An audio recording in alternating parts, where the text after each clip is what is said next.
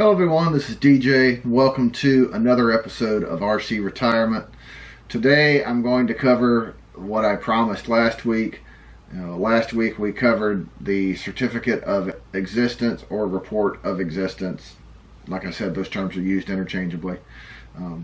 That people receiving the Survivor Benefit Annuity have to provide to DFAS, and I hinted that there was something that certain people receiving retired pay had to do as well.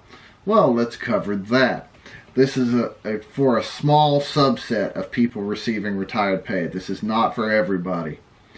So let's look over at the screen. Sorry, podcast people, nothing for you to see on the screen since you're listening to a podcast, but it's pretty simple to understand what I'm about to show these guys on the video side.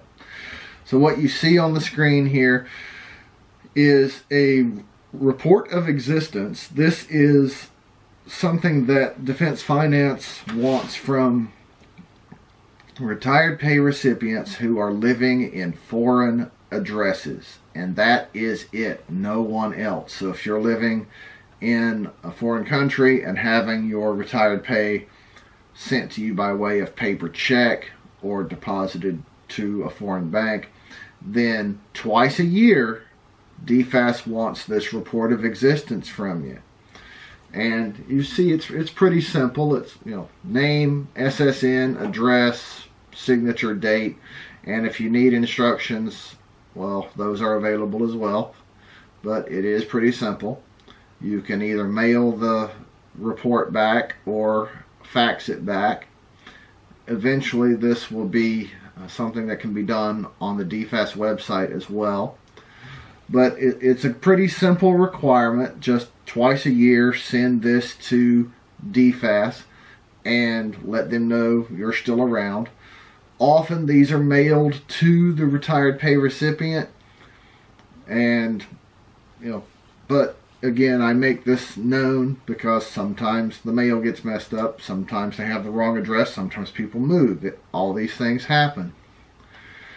And keep in mind though that if this information is not received by DFAS, retired pay stops, and then you've got to go through a whole bunch of hoop jumping to get it started again. So whether you move or whatever situation, it's a good idea to let the people who are paying you know these things so that there's no interruption in your pay.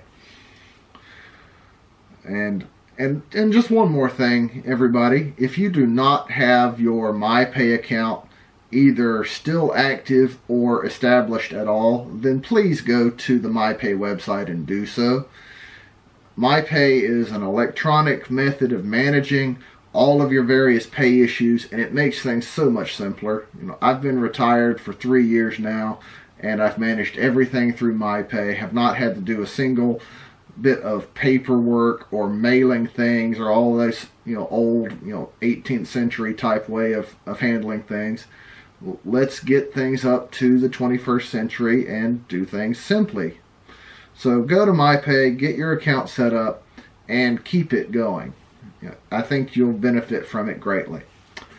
Alright, so if you're in a foreign address and you're receiving pay in the paper way, shame on you for not having direct deposit, but that's the way of some things.